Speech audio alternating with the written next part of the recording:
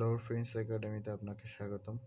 Hello বন্ধুরা, আজকের আলোচনার বিষয় হচ্ছে ফ্রেজ অ্যান্ড ইডিয়মস। বিভিন্ন প্রতিযোগিতামূলক পরীক্ষায় আসা গুরুত্বপূর্ণ কিছু ফ্রেজ।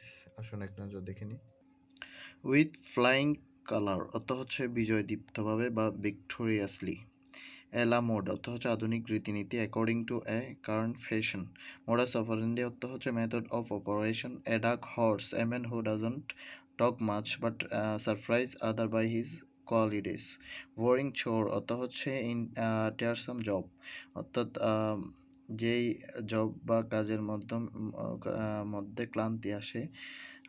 আউটলাইন অর্থ হচ্ছে রূপরেখা। টু হ্যাভ অ্যান এক্সড গ্রিন্ড অর্থ হচ্ছে ব্যক্তি স্বার্থ জড়িত থাকা। A selfish man to serve. A well A time অর্থ হচ্ছে অত্যন্ত সুন্দর ও ভালো সময়। এ রেড র্যাগ টু এ ভুল অর্থ হচ্ছে যা ক্রোধের উদ্বেগ করে।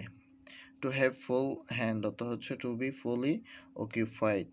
সেস টু বি ইফেক্টিভ অর্থ হচ্ছে কার্যকর হওয়া বা expire.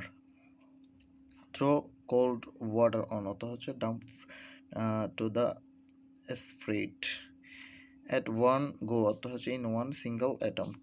Life and let life অর্থ হচ্ছে to accept other opinion.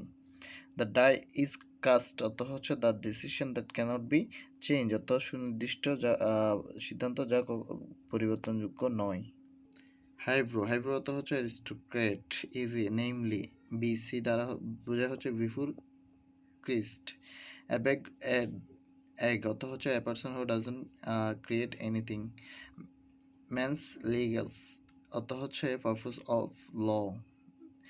In re Latin শব্দ যার অর্থ বোঝায় হচ্ছে ইন দ্য ম্যাটার অফ কোনো ব্যাপারে। ইন ডিজিওর তাও ল্যাটিন শব্দ যার অর্থ হচ্ছে ইনফেক্ট প্রকৃতপক্ষে। ফ্লে এ ট্রিক অর্থ হচ্ছে চলচাতুরি করা। সিঙ্ক ইনটু অবলিভিয়ান্ট অর্থ হচ্ছে বিস্মৃতি বা ভুলে যাওয়া। অ্যান ওল্ড ফোক অর্থ হচ্ছে অধিকতর সাধারণ লোক। Be true to one's word অর্থ প্রতিশ্রুতি রক্ষা করা। আউট অফ ওয়ার্ড অর্থ হচ্ছে জামানা মুক্ত থাকা। Free from difficulties. Precise figure অর্থ গুরুত্বপূর্ণ বা মূল্যবান আলামত। কিপ আন্ডার ক্লোজ সার্ভাইলেন্স অর্থ হচ্ছে কড়া নজর রাখা। Be in come into wag অর্থ হচ্ছে জনপ্রিয় হওয়া। ফিল নো কম অ্যাবাউট অর্থ হচ্ছে বিবেকের অস্বস্তি বোধ। কালডিসেক অর্থ হচ্ছে কানা গলি। আজকে এ পর্যন্তই, ধন্যবাদ।